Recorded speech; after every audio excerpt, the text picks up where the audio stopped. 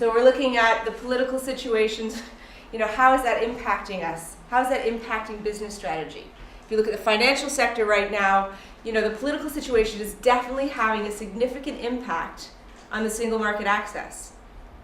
HSBC moved 2,000 people the next day into Frankfurt. The next day.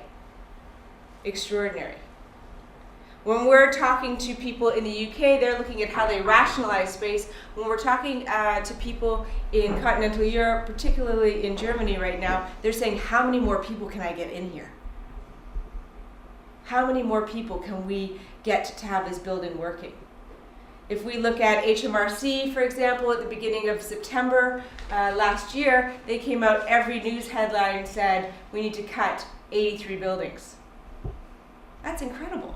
83 buildings, just cut them. Now there might have been small buildings, big buildings, but 83 buildings had to disappear. But they didn't even know which ones to disappear. And that was all around the political pressure around what was happening. Economic situation, obviously we saw what happened in Lehman's. Now lots of people look back at Lehman's, for those of us who sadly were here and watched people walk out of that building with boxes by the droves. There's always a silver lining, of course, and for me, what Lehman's did was, it really was the catalyst for change in workplace in the UK, more so than anywhere else, I think. Those of you who work, and many of you do work in America, and you go and they all have their own offices still. It's incredible. They have offices and they have their own personal stationery and they have a printer on their desk, and it's really, really different. Here, I think what happened after Lehman's was people said, you know what, you can take my office, you can take my printer, you can take my bin, you can take my desk even, but please just let me have a job. And that really enabled us to make some really drastic changes in the way that we use workspace that didn't exist before that. Because people were happy to have a job, and so happy to continue to be paid, so they were happy to be a little bit more forgiving, I guess, of the way that we were changing space. Obviously, the social applications that we were talking last night, somebody said, people are still going to want to meet in person. They're always going to want to meet in person. And I used to think that too. But I look at my kids, and I don't think it matters that much. I look at how they interact on FaceTime. I look at how they're Skyping their friends all over the world. My daughter's 10, and she was having a FaceTime meeting with somebody in Mexico the other day. She's 10. That's incredible. And that's very, very normal for her. It's very normal for her to be social in that way. The technology obviously is moving at a rapid pace. Some of it we can keep up with. Some of it, we can't. And some of it has some downsides as much as upsides. As we heard today, this, I don't know who was in this room, but they predict, was it in 2 years? There's going to be the first cyber murder. Now, I think it was Baldici that I just finished reading a book about that, where they connect into things like your boiler system because it's all in the cloud, and they could actually change the way that your boiler system's working, and they can check into your hair dryer or your washing machine and make it overheat and then start a fire, right? And so you think, gosh, is that really coming? It's not just IT sec we have to worry about now. It's people potentially going forward with some real negative views of that. Conversely, the flip side of that is I look at how my kids do homework. If you walk, I don't know how many of you walked by the library here, but only one floor has books on it anymore, right? It's really interesting how kids find information. I mean, I remember the Dewey Decimal System. I know it's hard to believe, but and when you have to look through the card system at libraries, and there was something about having to find that information. And now, teachers are telling kids. My daughter said I was looking something up for her. She goes, "Mom, you can't use Wikipedia. They don't accept that at school." So now there's actually hierarchy of where information is found. We can't use that, but we can use this. The legal aspects obviously have an impact on how we use our buildings, but also how our businesses are changing.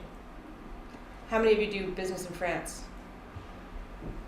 You see, how easy is it to do business in France? Yeah. You know, a lot of the legal, particularly around labor in France, is really, really challenging. They make it very difficult to work with them. You're standing there wanting to give them money, and you know they make it very, very difficult. Google has actually pulled out of employing people in France full time. They employ from neighboring countries because they've just found it too difficult with turnover and things to actually full-time employment. They're looking at employing through branches and stuff. And of course the environmental impact, which a lot of what we've heard from, you know, Chris was talking a lot about that this afternoon. We've heard a lot about the environmental impacts, both positively and negatively. How can we make money from this, right? How can we get this money back from our energy systems and supply the grid and actually be paid to do it? But then there's also the other side is if you're not going to honor some of the ways forward and the long-term impacts of what we're looking for mankind, really, then we're going to penalize you for it. So all of these have an impact on how we lead our businesses today, right? But here's what I have to say about a lot of that. The serenity prayer, right? Lord, grant me the serenity to accept the things I cannot change, the courage to change the things I can, and the wisdom to know the difference. There's certain things we don't have a lot of impact on. But then there's other things that we have a significant impact on. And we heard again a lot about that today. And it's about leadership. It's about what is the vision, the values, and the culture that you're creating for your people. That's where we can have real, meaningful impact. How do we get everybody going in the same direction? How do we ensure that the vision of the company, whether it's GSK, do more, feel better, live longer, right? That every single person from the cleaner to the CEO is saying that same thing. Ladies and gentlemen serving ladies and gentlemen, Ritz-Carlton. Absolutely, positively must get there overnight. Federal Express. Just do it. Nike. Right? You don't even have to say just do it. You have to have a little tick. You put a little swish somewhere and everybody knows what that means nowadays, right? Those of you with kids, the golden M. You don't have to say anything, but they see the golden M from 100 miles away, those kids in the back of the car on a long journey, and they know it's McDonald's time. Right? So it's around having everybody buy into what does that stand for. And as leaders, we can impart that. Some of the trends that we're seeing, things that we have some control over, workplace is a competitive advantage. How many of you feel that's true, please? How many of you think that you are working in a workplace that it can actually fulfill that for you? Less, right? One. It's scary. It's the same as unis. When you were a kid and you were picking out your universities, you got in the car with mom and dad, you went to your top 3 choices. If it felt right, that's where you're going. Now, kids are doing the same thing with employment. Does it feel right? They go into their workplace. Do you have flexible working? Is there presenteeism? Is there meritocracy? Are you contributing to society? I'm looking at the average age in this room, and I'll tell you what, I didn't care less about whether or not, when I first got out of school, whether or not there was a charity of choice for the company.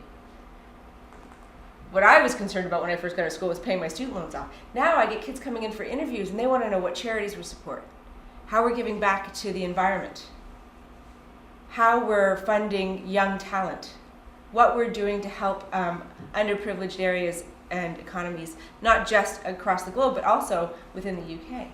They have a whole level of social consciousness that just didn't exist when I was growing up, when I was first entering the workplace. Staying well and promoting work well-being, and we saw that was number 3 for GSK, about where they were saying what was important to them. Earlier when Jackie was speaking, number 3, well-being. Now that's a win-win situation. If we're providing workplaces and environments and working practices more importantly. So yesterday on the panel, one of the things that Ian mentioned was the freak outness that people have about their phones going all the time. And just because we can doesn't mean we should. The win-win in well-being is really both for the organization and also for the team member. On average, you're productive for about 30 minutes, 25 to 30 minutes before your mind starts to sway. And so they're saying that you should get up every 25 minutes and do something. Go for a walk. Take your eyes off the screen. Stand up. Move your body. But so many of us get labored into the old world of email. So if our practices and our policies and our systems and procedures are still in the old world, we're actually not promoting the well-being of our people. The working anywhere and everywhere obviously is something that we're all talking about. I think you can work anywhere, but I think where you come to meet and collaborate often is back in the workspace. So at Condeco, we're seeing a rise in meeting rooms, and not the traditional four-wall meeting rooms, places to come and meet. Our desk spaces are dwindling, but our meeting rooms and our collaborative spaces are increasing in number. Work-life integration. I very fortunately got to see Paul from Uber speak in Amsterdam 2 weeks ago. And one of the things he talked about was something called a workation. And I was like, what's a workation? He said, well, on New Year's Eve, it's our busiest bloody night of the year for Uber. You can imagine, right? People want to be ferried away everywhere. And we need all hands on deck, but it's also the biggest party night of the year in every society. So we had to kind of find a way to align those two things. So they have what they call a workation. So everybody comes to work and they make it a vacation. They've got themed nights, they've got everybody on the phones, but they order in pizza and they've got drinks going on, and there's a place for people to go and rest, and you do shifts. So you might do an hour on the phones and then you have 20 minutes to go and play. And then another hour on the phones, another 20 minutes to play. So everybody wants to come to work because that's where the party is, right? That's where people are having fun. Culture of sharing, which again, this is just through technology and transparency. Those of you who have ever heard of Leesman, big believer in just sharing the knowledge, not protecting it, not, as I like to say in Canada, licking your cutlery, right? So if you're from a large family and you want to save your space at the dinner table, you lick your cutlery and say mine. So this is often what you see in old world organizations, the beach towel effect, right? This is my desk, I'm going to put my picture, my plant, my family, everything, this is mine, all mine. And now it's actually about sharing and being more collaborative. And in doing that, we create lots of serendipitous relationships. So famously, Pixar Studios, when they created the Pixar Studios, they forced serendipity by having washrooms and food only in the center. So anywhere from the campus, you would have to come in to the middle to bump into people. And what that did, for every 100 feet of zonal overlap, there was a 20% increase in collaboration for serendipity. And that was through a culture of sharing. And of course, we all have heard today the plethora of things that are happening in technology. Whether it's sensors, whether it's BIM systems, whether it's telephones, everything is changing. They say that the next revolution actually will be text messages. So lots of things now are happening on text. They're not even happening on emails. My kid doesn't answer an email, ever. Doesn't answer his phone. But he'll answer a text. SMS, the way that they're transferring money, the way that they're notifying people, the way that you're told stuff, the way that things are promoted now, has become more and more and more in SMS and less on a computer. How many of you at night just quickly check your emails or your phone? Right? Yeah, that's like office in your pocket, just everywhere you go. So the need for laptops, the need for PCs is kind of disappearing, and everything is starting to happen more and more on our phones, including watching movies, right? My kids are always on Netflix and things like that, and it's really moved to that of a service. Everything is of service now, right? Whether it's software as a service or hardware as a service, or we heard today infrastructure as a service, everything's becoming just pay as you go. You want it, you pay for it, you move on. End up. All of this technology and all the things we've been talking about and everything I've been hearing about has been about data. Data. And that's great. And we need information. But what worries me is it becomes a single source of information. And I've seen it time and time again. SLAs are a great example, right? For those of you in FM, SLA says you must have 3 security guards on the desk at any given time. You go over, 3 security guards on the desk, done, tick. One of them's out of uniform, one of them's sleeping, and one of them doesn't speak English. But there's 3 security guards there. So we've only used 1 point of measure. We haven't triangulated that data. These are other areas that we need to be looking at to consider the impact of that data. Another great example is Sainsburys. How many of you shop at a place where you can slide things through the till? Yeah. So about 8 months ago, I went to Sainsburys, and I'm not that old. Like, I've got my groceries. I have a family of 5, and I'm standing at the till, and this kid is whipping that stuff through, right? Just it's coming at me like I couldn't believe how quickly it was coming at me. And that conveyor belt thing where the food's coming out, and I'm trying to get it in the bag, and I'm trying not to break things. And I said, whoa, can you just slow down? Can you turn this conveyor belt off, and can you just slow down? And the lady looks at me and she says, that's how we're being monitored now. I said, pardon? She goes, well, that's how they measure whether or not we're successful. Is the number of items through the till per minute. That was their measure. And they were looking, some guy in some ivory tower somewhere is looking at the spreadsheet and saying, number of items per till per minute, it's not enough, increase it, people get bonus, incentivized, etc., based on that.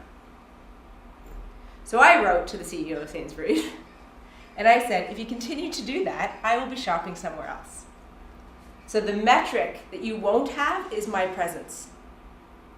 Because I'm going to go somewhere else where you're not going to stress me. There's enough stress in my life. It cannot be at Sainsburys, for crying out loud. Like, honestly. That I'm going to panic and freak out because of the number of items coming through the till. And again, I see, I saw this poor older woman who was trying to put her stuff in the bag, and it was just getting really, really overwrought with that kind of speed and velocity of things coming through. And I think sometimes we measure success by only a single thing. Whether that's, did you hit your sales target this month? How many students do we have? What's the increase in admission? The nice thing about agile working, for example, is that people can work anywhere, anytime. The downside, and what is concerning a lot of the FMs I talk about, is how do I know when they're coming? Like, it's great to have all this agile, but one day I could have 20% more than legal occupancy show up at my door.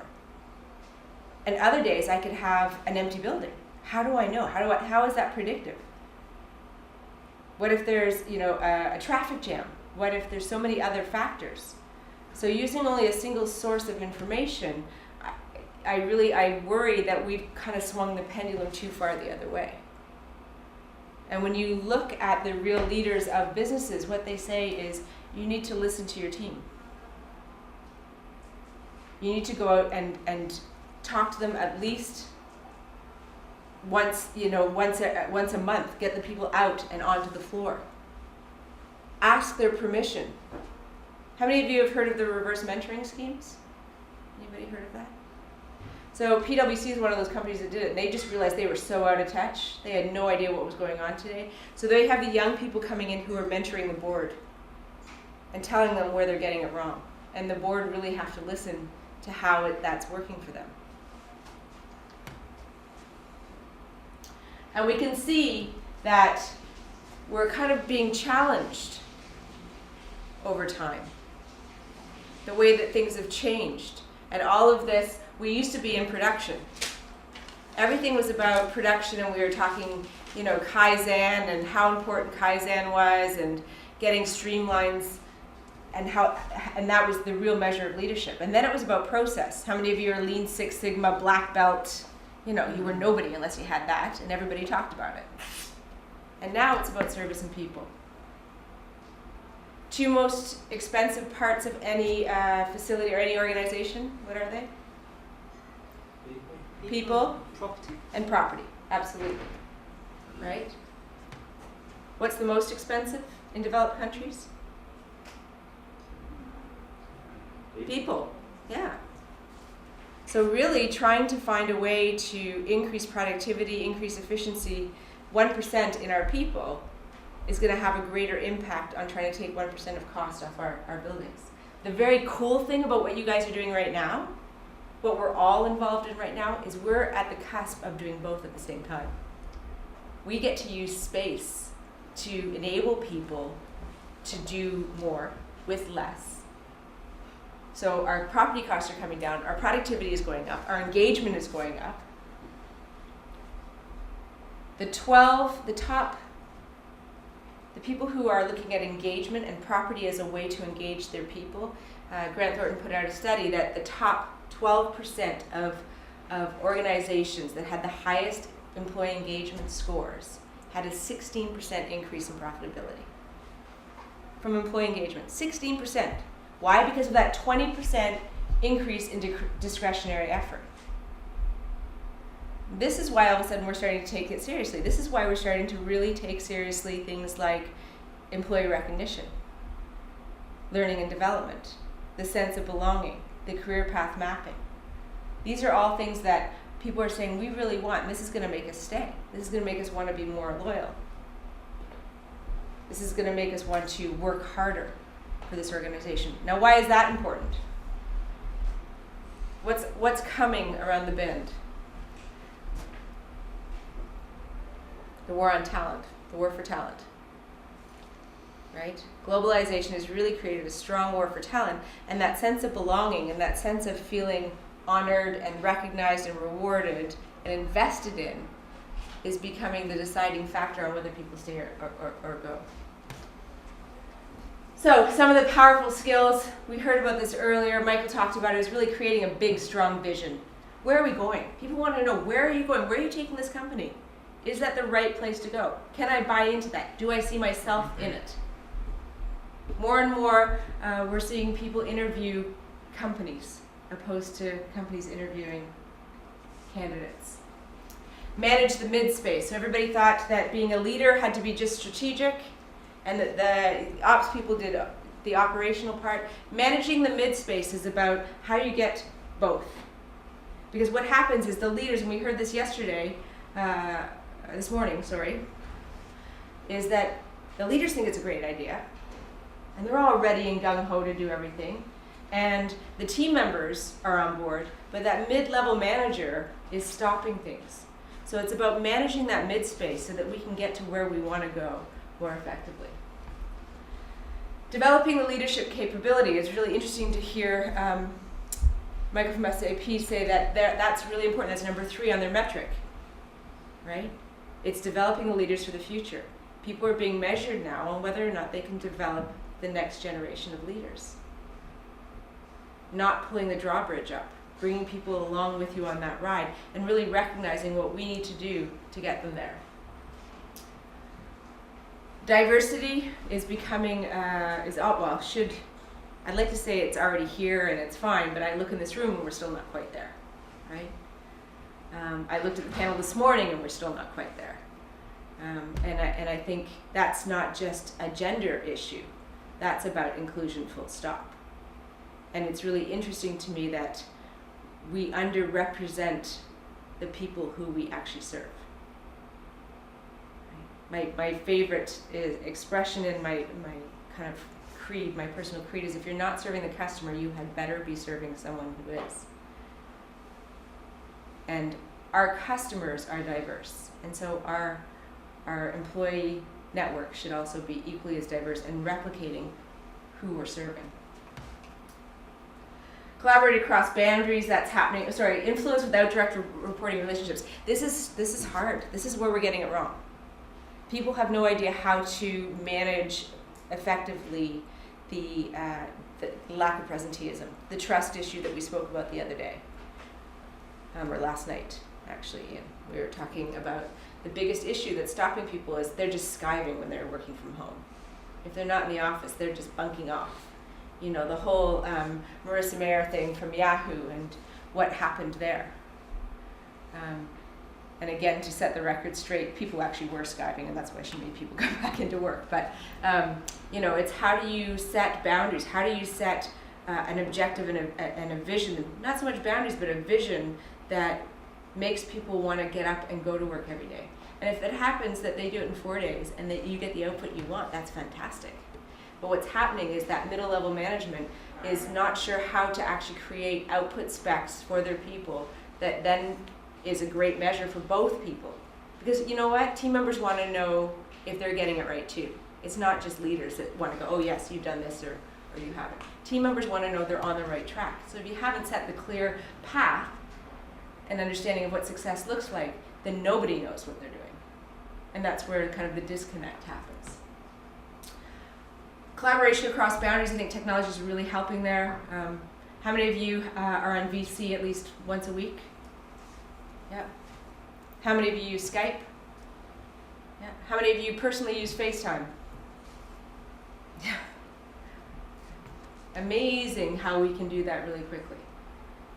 Somebody said geography, I think it was Chris actually was saying geography is less of an issue nowadays. What is an issue still is time zones. Yeah. I have to say, dealing with my colleagues in India can be challenging at times, and Australia, and can be a bit trying to organize meetings that everybody's awake and coherent and not having been to the pub for a while, so that you're having great conversations can be quite challenging. Using technology to manage distance, as I just said, and then drive profits through principles and values. Now this one I love. And the reason I love this is because we talked about it earlier. If you have a vision and you have values and everybody understands what they is, you don't have to beat them up with them every time. You don't have to actually have an input spec because everybody understands what the job is. Everybody understands what they're there to do. And I'm going to give the example that I have right now, and it's not me selling. Okay, so at Condeco we talk about powering change. And that's our acid test for every single person in the organization. Are we powering change for our clients, colleagues, company, and community? And what we look at is, are we proud of the products that we create, the relationships that we nurture, the individuals that we attract and retain, the delivery of our services every day, every time, everywhere? And so at the end of the day, if we're driving home and we ask ourselves that question, did I power change today? And the answer is no, we wasted a day. We got it wrong. And every single person in our organization understands that, so they understand what they're there to do. Now, I don't have to say to them, that means you have to have 12 meetings and 13 phone calls and because that just becomes silly. These are adults. And this is where we've changed from an input spec to an outcome spec.